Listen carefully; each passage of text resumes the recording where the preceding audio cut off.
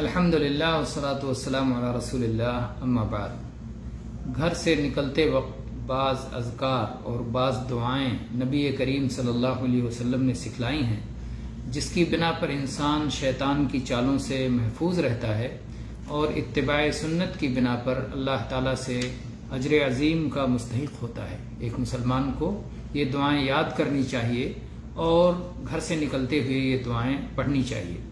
اس سلسلے میں ہم دیکھتے ہیں ابو داؤد اور ترمذی کی یہ روایت ہے۔ سنن ابی داؤد میں 5095 نمبر پر اور سنن ترمذی میں 3487 نمبر پر یہ حدیث ہے۔ انس رضی اللہ عنہ بیان کرتے ہیں کہ اللہ کے رسول صلی اللہ علیہ وسلم نے فرمایا کہ جو شخص اپنے گھر سے نکلتے ہوئے یہ دعا پڑھ لے تو اس کے بارے میں اعلان کر دیا جاتا ہے، کہہ دیا جاتا ہے کہ اس کی کفایت ہو گئی، تیری کفایت کر دی گئی، تجھے بچا لیا گیا اور تجھے راہ راست دکھا دیا گیا، اور شیطان اس سے دور ہٹ کر دوسرے شیطان سے کہتا ہے اب تم اس آدمی کا کیا بگاڑ پاؤ گے جس کو ہدایت دے دی گئی، جس کی کفایت کر دی گئی اور جس کو بچا لیا گیا۔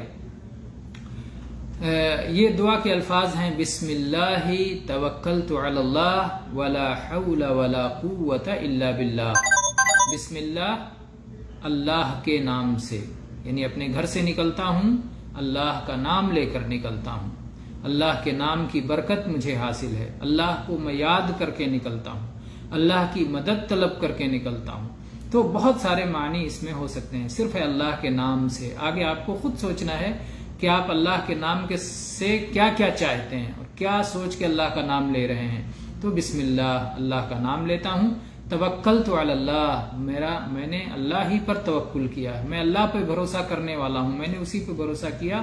ولا حول ولا قوت الا باللہ، اور اللہ کے بغیر نہ کوئی طاقت ہے اور نہ کوئی حرکت ہے، نہ کوئی حرکت وجود میں آ سکتی ہے، نہ کوئی ایک جگہ سے دوسری جگہ بدل سکتا ہے، ایک جگہ سے دوسری جگہ جا سکتا ہے، اور نہ ہی کسی قسم کی کوئی طاقت اور قدرت ہے مگر اللہ کے بغیر۔ تو اللہ تعالیٰ جب چاہتا ہے تبھی کوئی حرکت پائی جاتی ہے، کسی حرکت کا وجود ہوتا ہے، اور اللہ تعالیٰ کے دینے ہی سے طاقت ملتی ہے۔ تو یہ بہت زبردست دعا ہے، بسم اللہ توکلت علی اللہ ولا حول ولا قوت الا باللہ۔